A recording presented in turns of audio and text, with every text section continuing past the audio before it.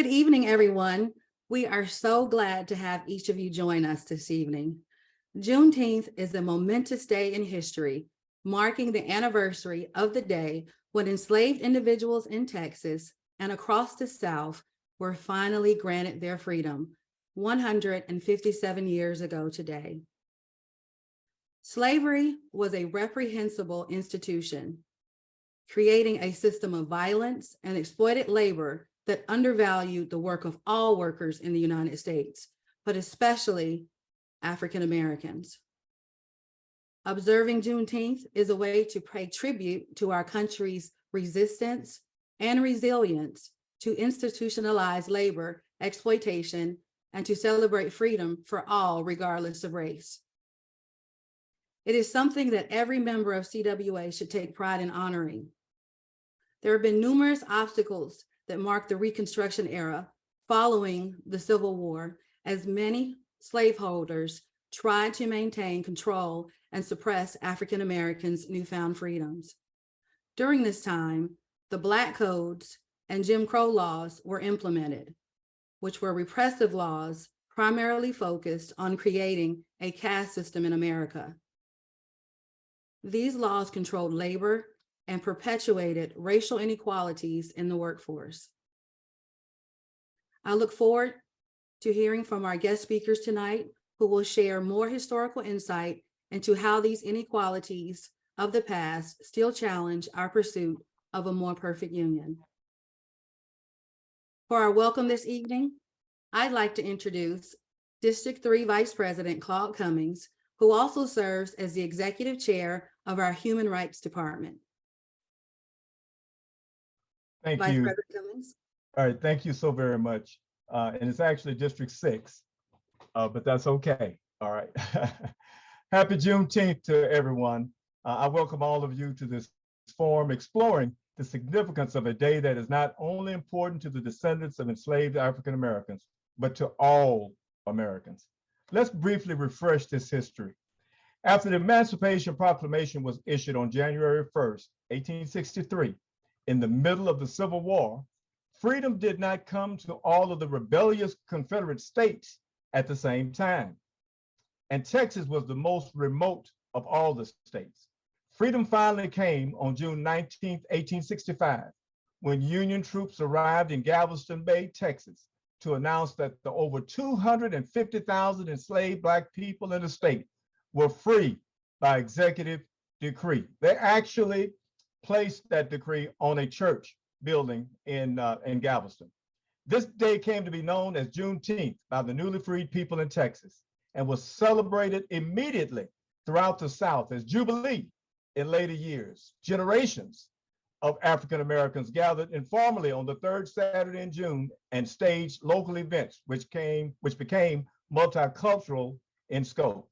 In 2021, President Biden established Juneteenth as a federal holiday, the first new holiday since Martin Luther King Day.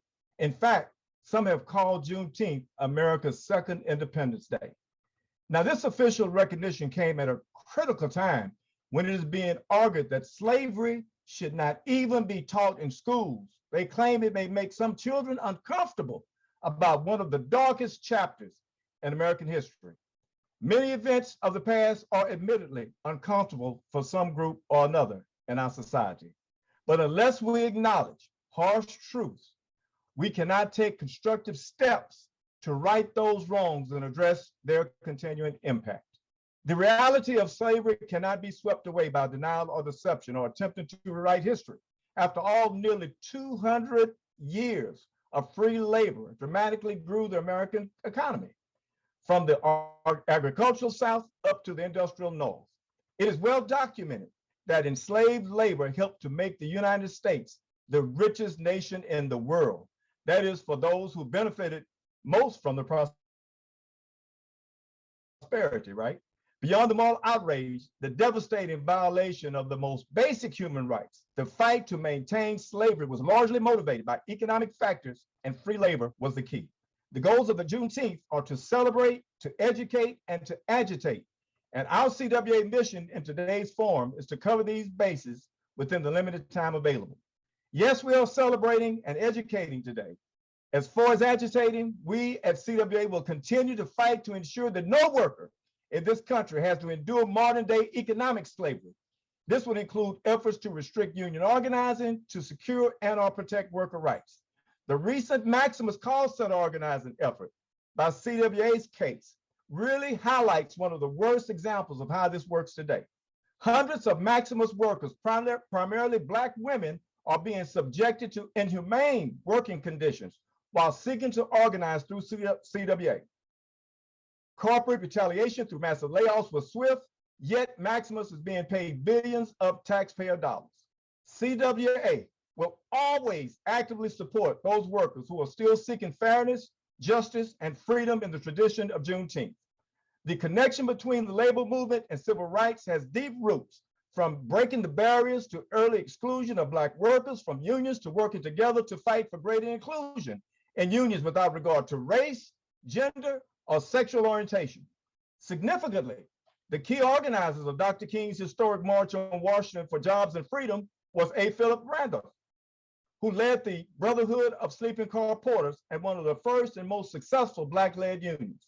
Randolph's assistant, Bayard Rustin, among others, went to continue to bring the experience of labor organizing to civil rights protests through the years.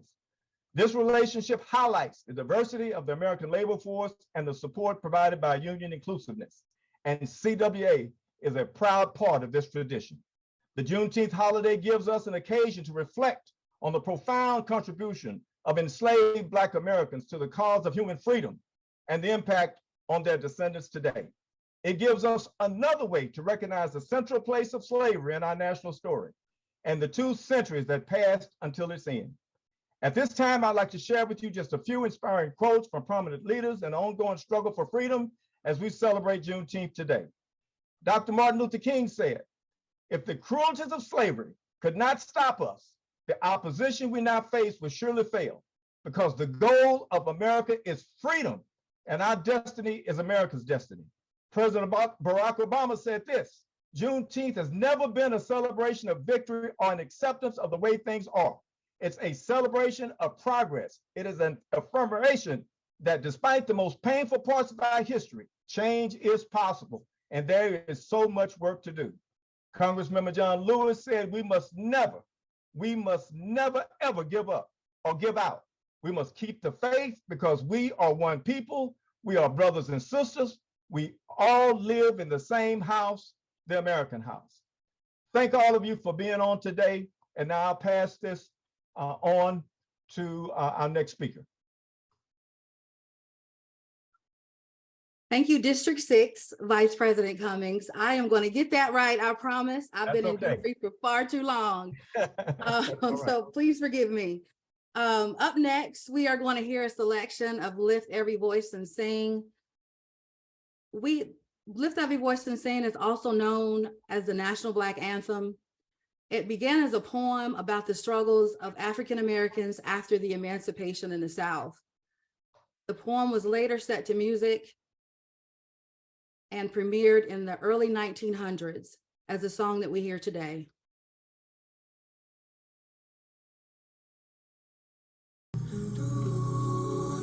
Lift every voice and sing till earth heaven ring, ring with the harmonies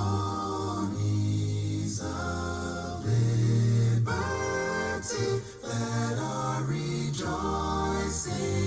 rise as high as the listening skies resound.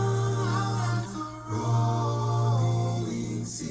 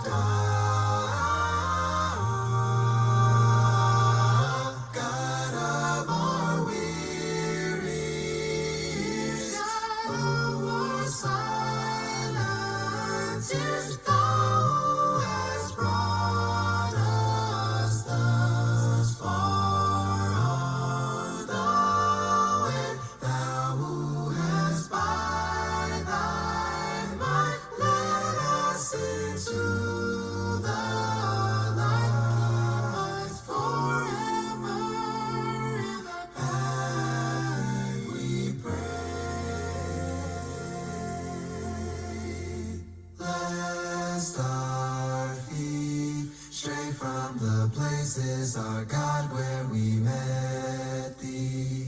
Lest our hearts, drunk of the wine of the world, we forget thee. Shadow beneath thy hand, may we forever stand. True to our God, true to our God, true to our native land, true to our native land.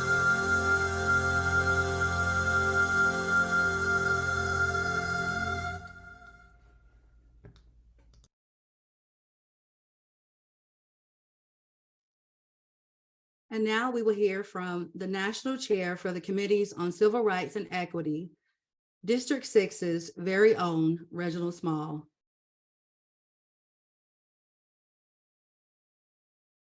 Happy Juneteenth, everyone.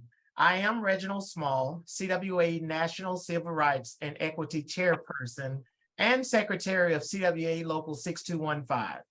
Greetings to all of you from the great state of Texas, specifically Dallas, which is in District 6.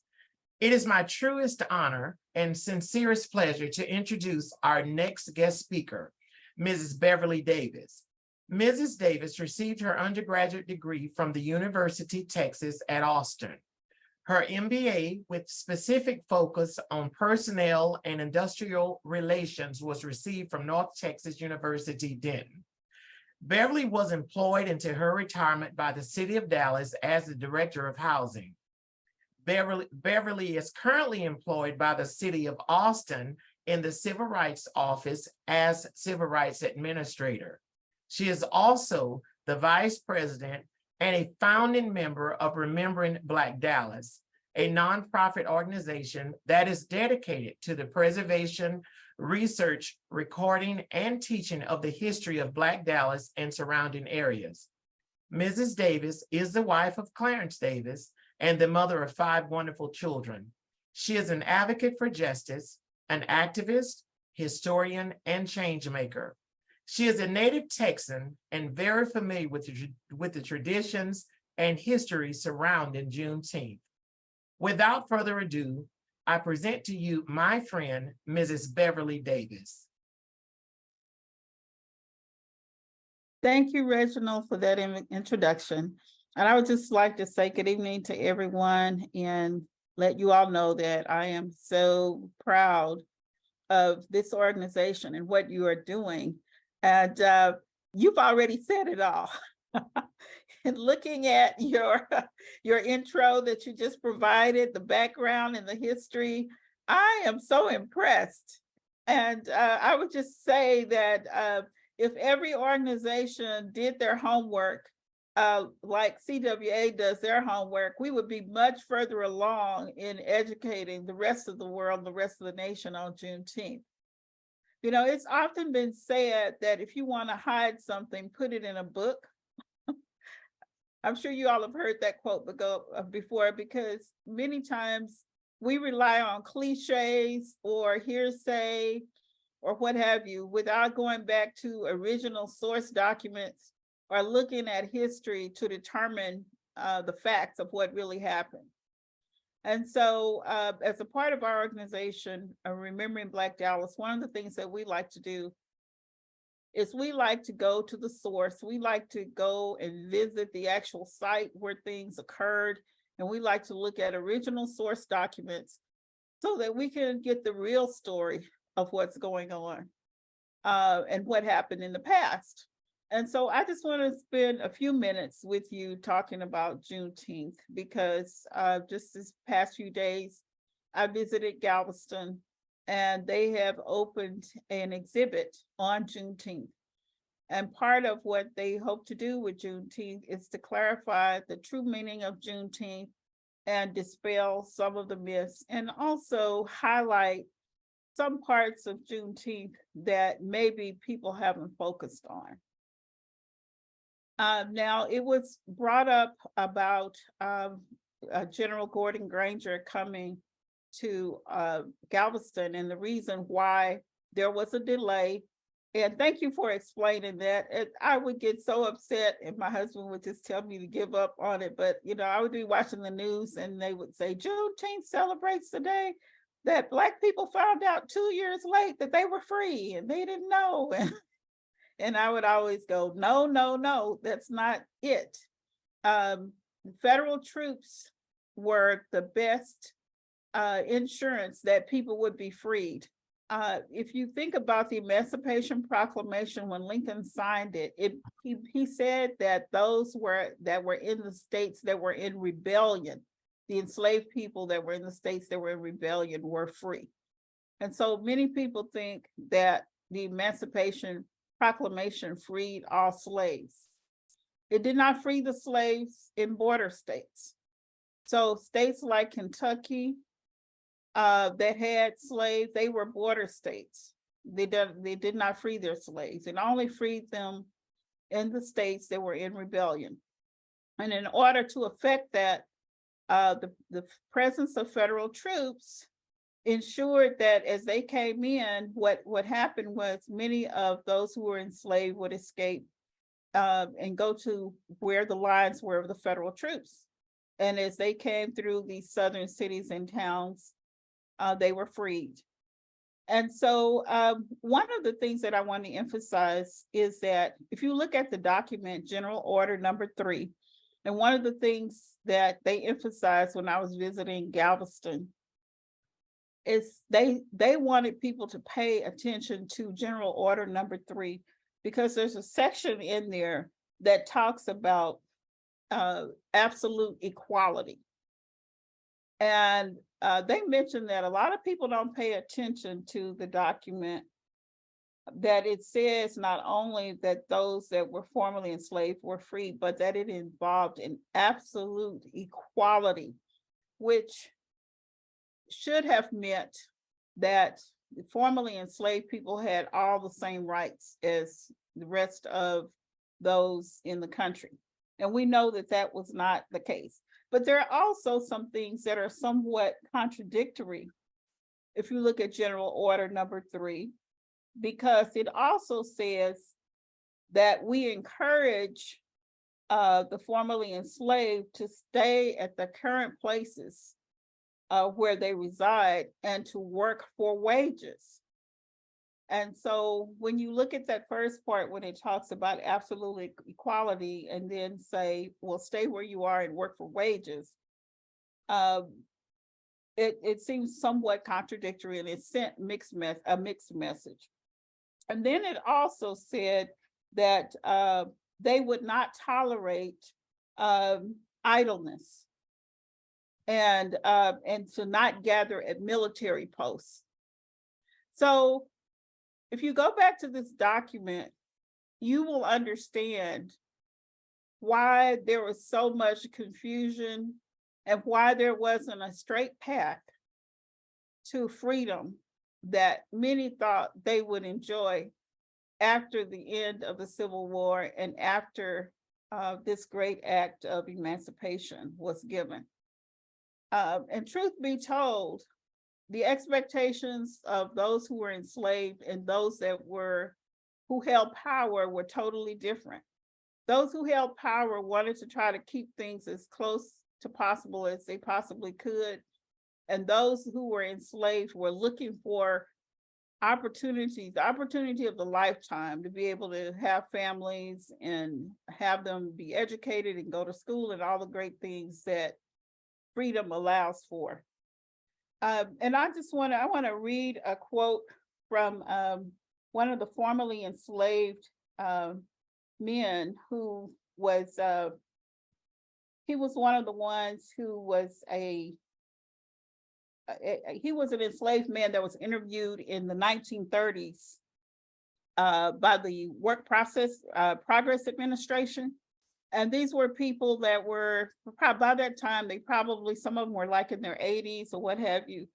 But he said this is a quote from him. "We knew freedom was on us, but we didn't know what was to come with it. We thought we were going to get rich like the white folks. We thought we were going to be richer than the white folks because we were stronger and we knew how to work. And the whites didn't. And we didn't have to work for them anymore. But it didn't turn out that way. We soon found out that freedom could make folks proud, but it didn't make them rich. And so the legacy of when we look back at Juneteenth, we see that it's a great day to mark for freedom, but we also know that it's been a journey. And as it was mentioned, we've had so many different types of forward progress steps, and then we've had regression on the part of those who wanted to keep the Jim Crow system in place and who wanted to not provide rights to those who were formerly enslaved and their descendants. And this is one thing that I want to also bring out, that most people don't know the true story behind 40 acres and a mule. And that's something that I would like to shed some light on. Because Remembering Black Dallas recently took a trip to Savannah, Georgia, and to South Carolina. And one of the things that the residents there made clear to us when we visit the museums there is that when the group of ministers met with General Sherman, and he asked them what would they need to continue to be free, they said we would need our own land. That's the only way we can guarantee freedom, because if we don't own our own land, then we'll be subject to abuse and we won't be treated fairly. So he issued General Order number 15. General Order number 15 provided the land from the coast of South Carolina, Charleston, all the way down to Jacksonville, Florida, 30 miles inland. So that's 245 miles, 30 miles inland. And so I believe that was over 400,000 acres of land. And there were 40,000 families who actually moved onto that land and started to farm that land. So many people don't know that people actually received their 40 acres. But we all know this, that Abraham Lincoln was assassinated. And when Abraham Lincoln was assassinated, we had a new president, the Vice President, Andrew Johnson, who came into office. And he repealed General Order number 15. And so all of the African Americans who had been given the land, some of them had actually moved onto the land and actually started to farm the land. They had to give up the land that they had been on for some as long as a year when Andrew Johnson came into office. And so that's something that's a part of our history. I would encourage all of you to visit all of the sites across the country. South Carolina is getting ready to open. I think they actually opened today, International Museum that talks about the slave trade, and because I believe over 40% of the enslaved people came through the port of Charleston. So that's a great place to go. And in 2025, in Fort Worth, Texas, there will be a National Juneteenth Museum that will open, that will also highlight the history of Juneteenth. And that was also made possible by all of the work that was done by Ms. Opal Lee. If you know about her, she advocated for years to get Juneteenth made into a federal holiday. So there's a lot more that I could talk about, but in the time we have, that's just some things that I wanted you to know about the background of Juneteenth and some things that you could do some further research on. Thank you, Thank Beverly. you so much. Thank you. I truly appreciate you, Beverly, for sharing those valuable historic accounts with us. Understanding our past is critical. We have to know our history in order to avoid repeating it. Up next, it is my pleasure to introduce IUE President Carl Kennebrew, who currently serves as the Executive Co-Chair of the Human Rights Department. President Kennebrew, the floor is yours. Thank you, Timia. And good evening, everybody. Happy Juneteenth. I am just honored to be a part of this astonishing event and all the history that's being passed around, and a chance just to talk about right now the AI and racism in the United States. As we know, there have been astonishing technological advancements in our lifetime. And young kids today are walking around with incredibly powerful computers in their pockets. When I was growing up, all I had in there was some change if I was lucky. We all seem to have the world at our fingertips. We can ask Google any question, get real-time directions to anywhere we want to go, or FaceTime someone on the other side of the world. It's pretty amazing. And while these advancements are exciting, I think it's critical that we pay close attention to how these changes impact working class people and how they can and are worsening inequities that already exist in our society today. Corporations and the 1% are always looking for new ways to exploit working class people.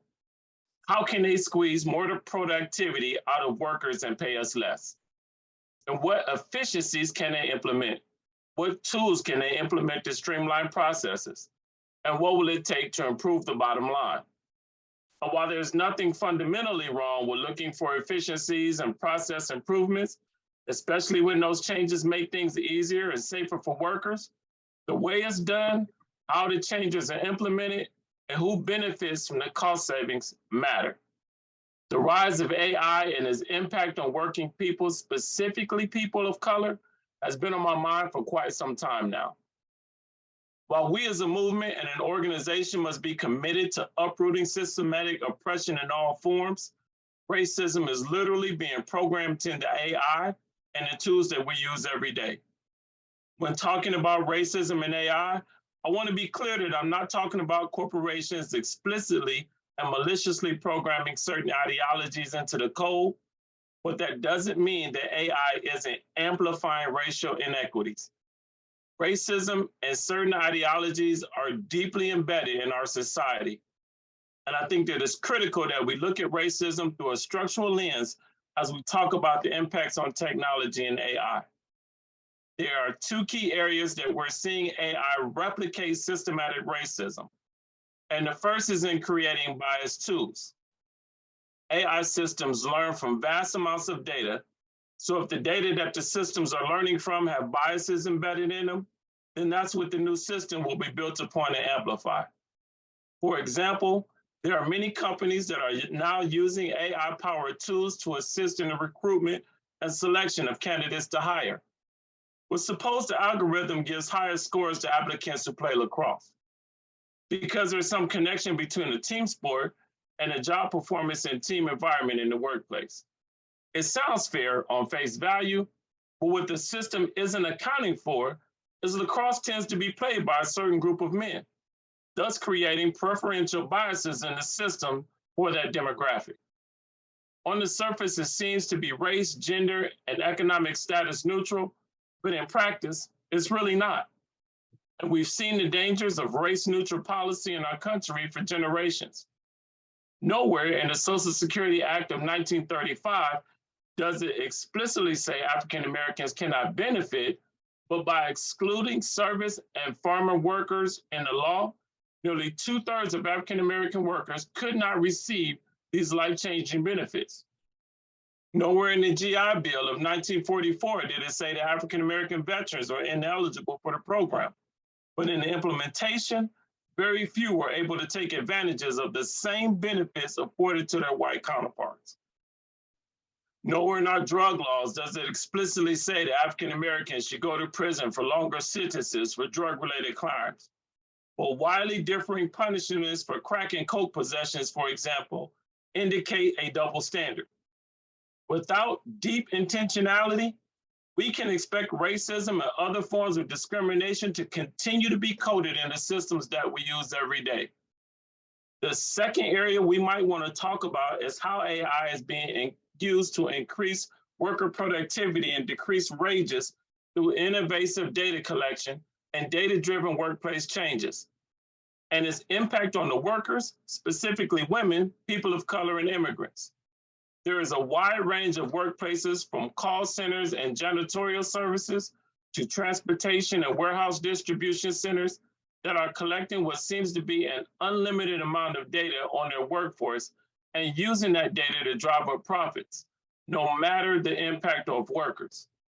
Algorithms are being used to predict whether workers will quit, become pregnant, or even try and organize a union, affecting these employers' decisions about job assignment and promotion. Call center technologies are analyzing customer calls and nudging our workers in real time to adjust their behavior. There is constant surveillance and productivity tracking software at Amazon workhouses that push the pace of work to an alarming rate to put the workers' health at risk. Companies are creating digital sweatshops of sorts where workers are surveilled, they're micromanaged, and under constant pressure to perform. And in many instances, it's happening in industries dominated by workers of color, immigrants, and women. Technology is not inherently good or bad, but who controls it is, and how it's used matters. It is imperative that we ensure workplace regulations take into account this new digital world, and we create a new set of 21st century labor standards. New technology can be used to create a vibrant and productive economy to build living wage jobs, safe workplaces, and racial gender equity, but it will not happen on its own. It is up to us to fight for it. I thank you for this opportunity, and I pass it back to my sister, Tamia. Thank you, President Kennebrew, for that insightful presentation on the importance of representation in AI. It really hits home for me because I came out of a call center at American Airlines and we were micromanaged. The other examples you provided have highlighted the possible negative consequences of unregulated AI systems. It is crucial that AI technology benefits everyone, and as unionists, we should take it upon ourselves to ensure that it does. Thank you. We are now opening the chat for questions directed toward our guest speakers. This is a great opportunity to connect with them and gain a deeper understanding of their work. If you have any questions, please feel free to begin dropping them in the chat. And now, I am delighted to introduce you to Professor Phyllis Craig Taylor. She is a distinguished legal scholar, current professor, and former dean of the School of Law at North Carolina Central University. Professor Craig Taylor has published numerous articles on land laws in the African American community and discrimination in the application of laws for minority groups, including women. And she is currently writing a book on the subject of land laws. Professor Craig Taylor was also appointed by President Barack Obama to serve as a member of the President's Board of Advisors on historically Black colleges and universities. Professor Craig Taylor, you now have the spotlight. Good evening. First, I'd like to say thank you for inviting me and including me on this distinguished panel of speakers. I listened to them and I tell you, I was wondering for a second whether I had much to add to their comments. So I am just deeply appreciative of you contacting me and including me. What I'd like to do is to talk though just a little bit about some of the limitations that I have seen in the legal system, and I'm going to talk about legislation, some cases specifically. I'd like to highlight the Janus case as one example of where we're getting court influence on limiting the rights of individuals to organize, and how we cannot be silent or in any way apathetic at this particular moment. This is a moment when we have to stand up, we have to have voice, and we have to speak. So I start with a reference to a song by Ernie Ford that most of you have heard. I owe my soul to the company store. So when Ernie Ford sang this song, it captured kind of the historic plight of labor at the time. And in one verse, he sang, 16 tons, and what do you get? Another day older and deeper in debt. St. Peter, don't you call me, cause I can't go. I owe my soul to the company store. The plight of Black free persons on June 10th was, how do we manifest a freedom that is real and enduring? For most, if not all, the answer, as we heard earlier, was they thought land. They wanted to be free of landlords, landowners, and employers of all kinds.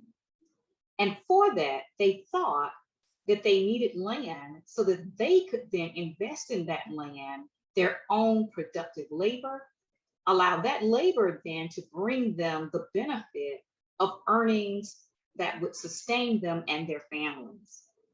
Now, this was not only a plight at that time that was faced just by free slaves, but also of white laborers who would soon also become bound up and tied into a constructed system of indentured servitude, and a system that we refer to often in our own communities as sharecropping.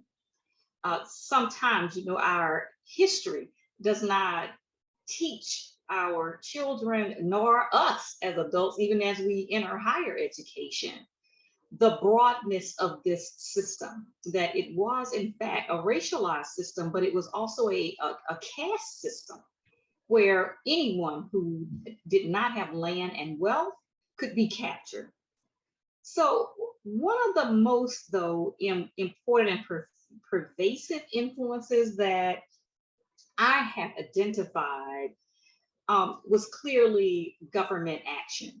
And what you will see is that scholars throughout history departments and law schools have documented empirically and documented the number of legislative acts that were put in place specifically in southern states to control and restrict the movement of African Americans as laborers and workers.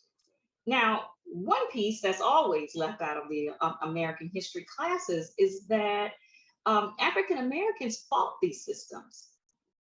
They created what was the largest Black labor and farm organizing vehicle in the history of the Black freedom movement, the Colored Families Alliance. This paralleled the white populist movement, and it was throughout and across the full farmer Confederate, all of the full farmer Confederate states.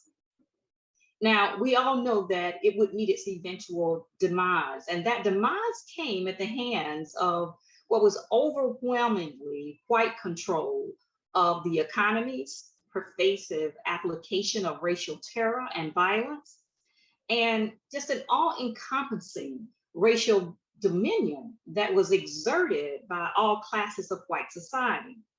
Now, the Southern legal system aided in the enforcement of this through a labor market cartel. And I think that if we think of it that way, it makes it much more understandable why the key areas of legislation work.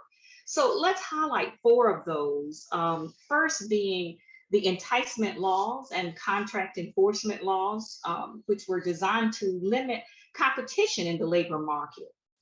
Vagrancy laws, number 2, which were designed to prevent African Americans from otherwise leaving the labor force and to restrict their activities.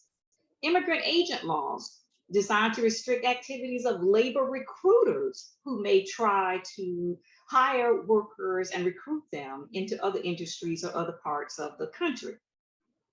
And then 4th would be the convict lease system, which provided punishment for Blacks who violated the 3 laws that I just listed and other laws. Now, this list is not complete if we don't add in the key role that debt peonage played in this. And when we think about debt peonage, the way that I envision it is that it works kind of as in a symbiotic way with the legal system to allow for forced labor to occur. So any system that can force people to work and can do so, whether they're in debt or not, is going to be a very strong system. Debt, in many cases, provided a pretext, but other pretexts were provided as well. Rounding up individuals and labeling them as vagrants and forcing them to work is the functional equivalent of a debt peonage system.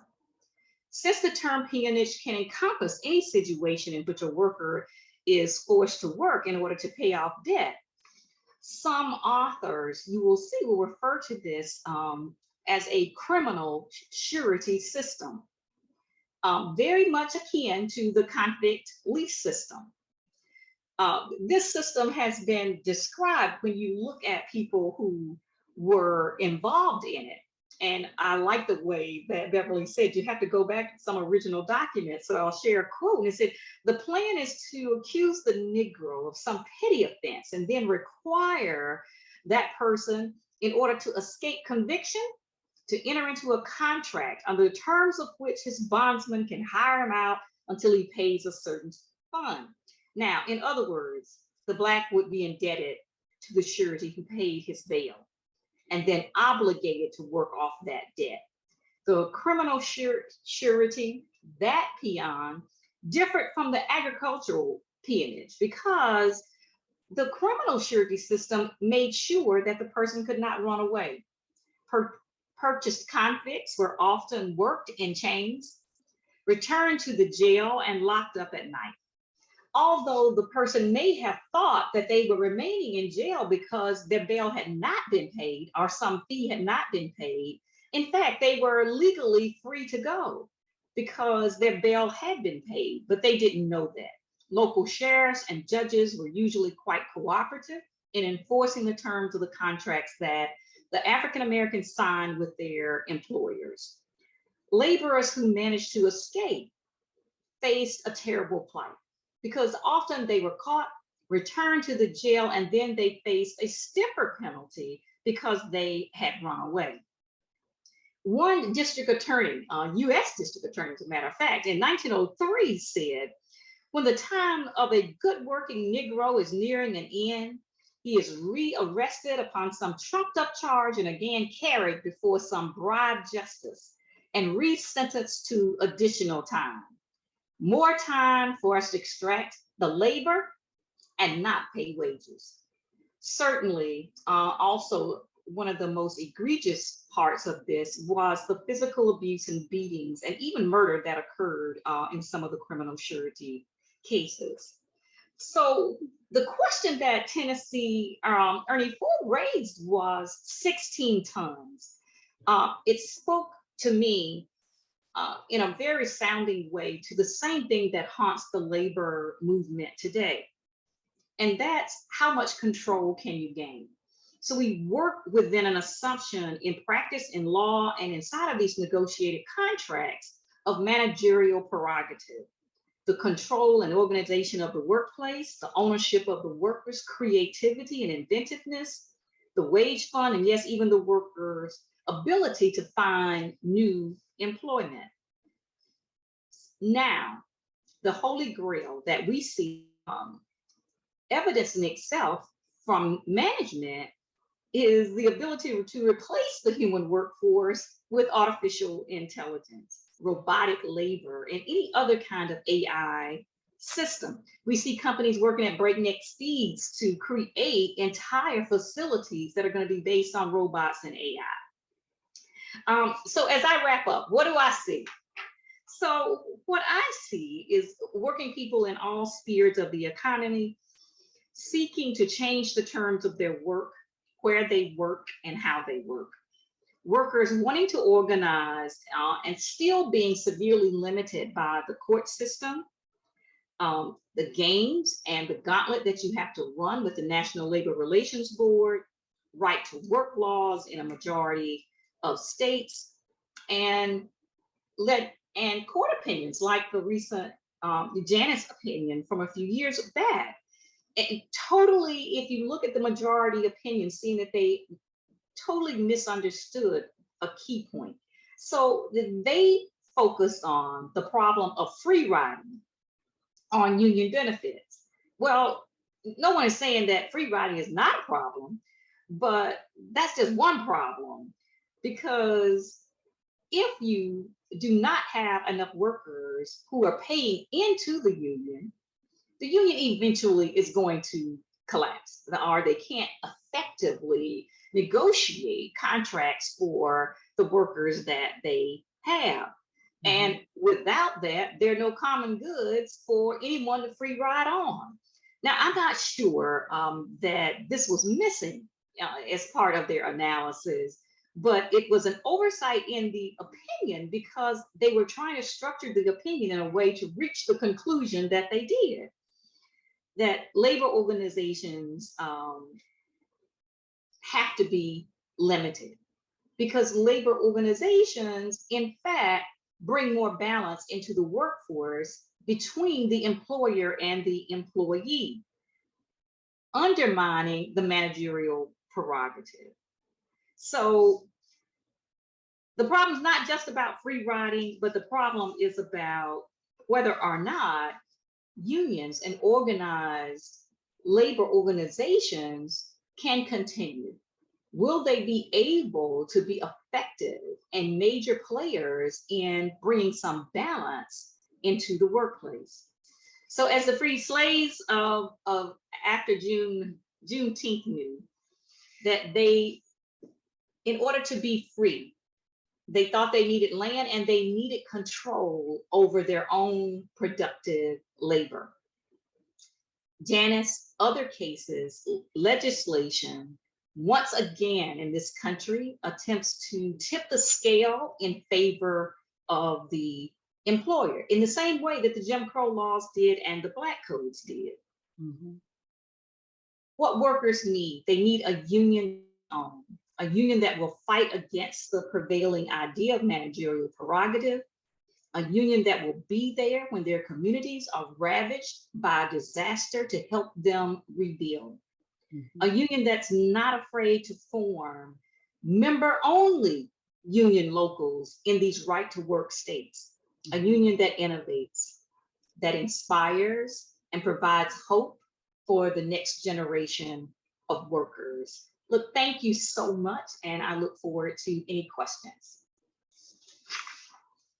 Thank you, Professor Craig Taylor. My brain is working hard. It's on overdrive right now with all the information that I've gathered from tonight from you all. I'm so glad that this town hall is being recorded so I can go back and watch it. So now we are at the question and answer part of our town hall, and we've got some great questions in the chat. The first question I have says, thank you all for your insight. And the question is, would you say happy Juneteenth, like happy Father's Day, happy Mother's Day, etc.?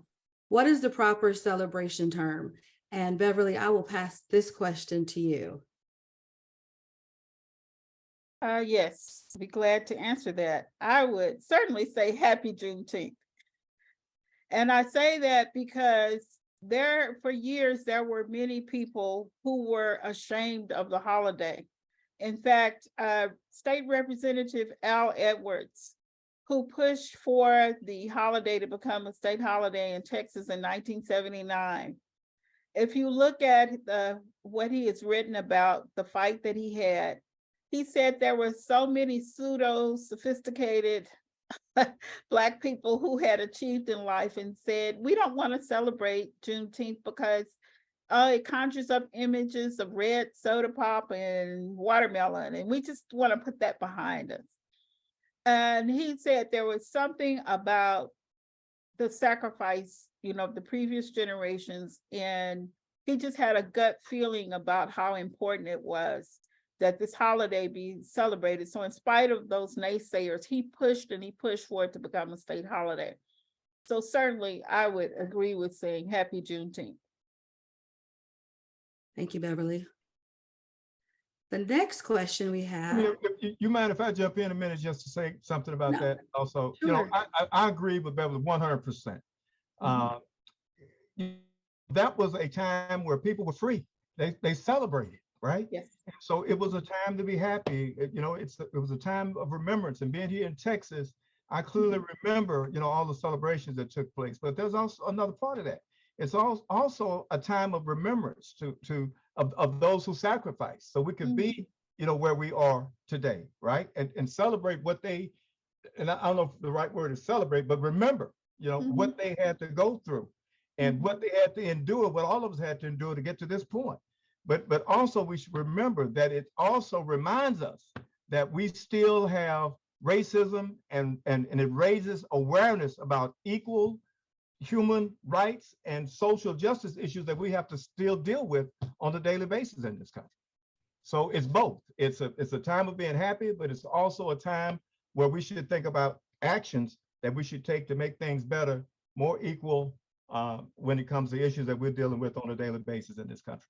Right. And if I could just add one other thing, when you think about Juneteenth, think about the fact that they were what they call colored troops back then on the scene in Galveston. Picture this, that a part of the 2,000 federal troops that were on the scene to back up General Gordon Granger were the, I think it was the 13th Division, Armored Division, which were the colored troops who were a part of the 186,000 African Americans who joined on the part of the Union to fight for freedom.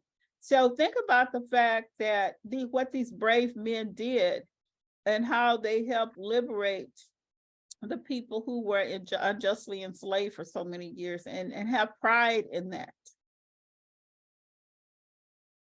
Thank you. Thank you all for that answer.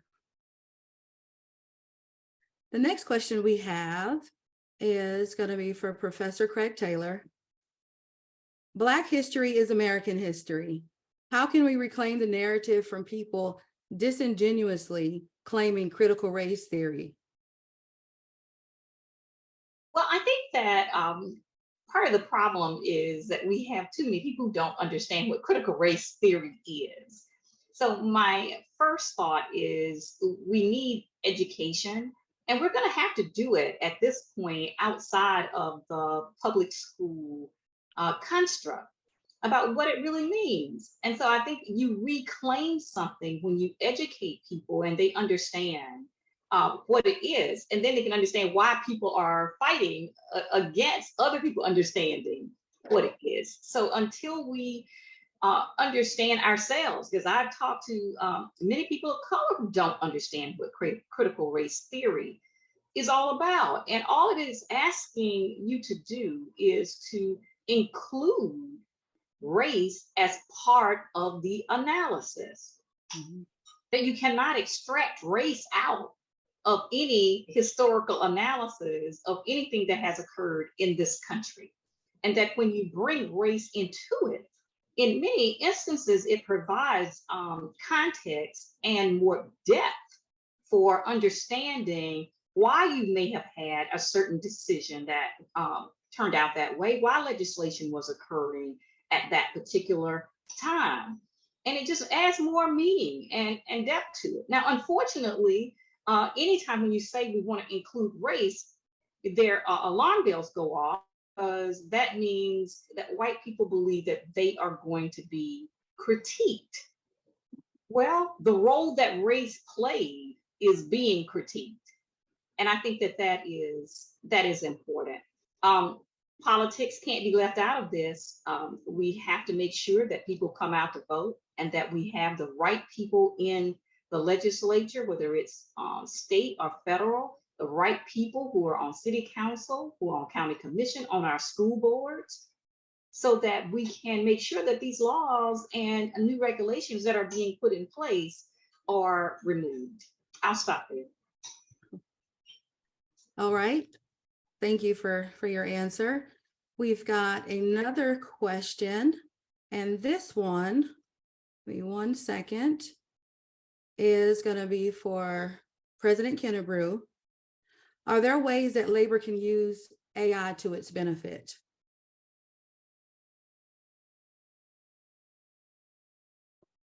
Absolutely. We just have to make sure that we are part of the programming and that we are part of the conversations and talking to these companies as they insert these algorithms into our business workplaces. You know, the part of labor is to always have a voice. And so now that voice must be on how AI is going to be implemented into our workplaces. And I can't help it, but I want to comment on the previous question too. I'm sorry, I'm trying to stay on task, but we have to also make sure that we are involved in politics in these states that are making these decisions, and that we are not leaving it to the states to educate our kids. We have to do the education ourselves. So we have to have relationships in these communities with other organizations so that when these kids come home, both them and their parents are getting the things that they might not get in class. Thank you. Thank you. And Beverly, I think you wanted to add on. Is there something? No, I'm sorry. Okay. All right. All righty. And we've got one more question. Looks like our time is running out on us.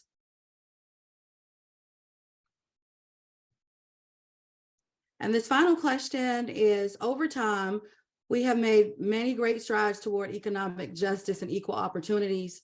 However, in the last few years, America has been rolling the clock backward instead of forwards. What can workers, and more significantly, labor do to stop that cycle? Professor, would you like to take that question? I'll make a brief comment, and then I'm sure that one of your organizational leaders probably want to lean in heavily on this. One of the things I think that is important is for labor to be a part of the community. So I think it can't be limited to workplace, but it has to be with tentacles that really impact the lives of people. So figuring out what's important to individuals and then being a part of helping them to accomplish that, because the people who labor, that's everybody in our own way.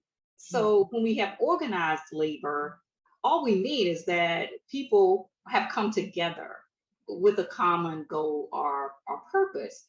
Part of that has to be elections. And when we are in tune to what matters to people, then I think that labor can have a much larger impact on the elections, and that is going to be a critical piece going forward if we're going to roll back anything. All right, thank you. And we have reached the end of our time tonight. Thank you for joining us to celebrate Juneteenth. We at the Human Rights Department appreciate your participation and hope that you found the presentation informative and thought-provoking. We would like to extend our gratitude to our esteemed panelists for sharing their valuable time and expertise with us. Today, let us not forget this momentous day in American history. We should all take pride in honoring and remembering this important day. Thank you all for being with us, and have a great night. Thank you.